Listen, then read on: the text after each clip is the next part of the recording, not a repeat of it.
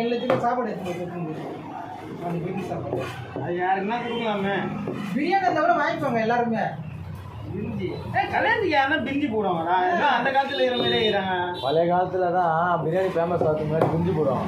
அதுதான் ஃபேமஸ். குருமாவும் அதுவும் பிரிஞ்சி சிக்கனும் போடுவாங்க. பிரிஞ்சி சிக்கன் தொக்கு அதுவும் போட்டாங்க. பாஸ்மதி ரைஸ் அந்த ஒரு 20 வருஷம் முன்னாடி போட்டது இதெல்லாம்.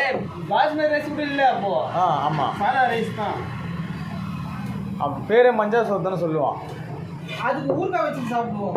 ஊறுகாய் பிரிஞ்சி தயிர் பச்சடி ஊறுகாய் குருமா ஊற்றி. ஆனால் கொளத்தூரில் அப்போ அதெல்லாம் அதானே ஃபேமஸ். பிரியாணி முன்னாடி வெறும் பிரிஞ்சி தானா, எதுக்கத்தாலும் பிரிஞ்சி தான். ஆனால் அது வரும் பாருங்க ஜனம் அந்த காலத்தில்.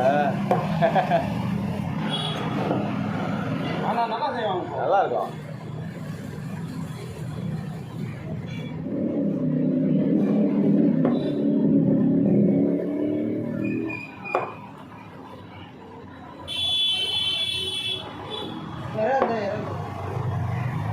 மீன் கேட்டேன்.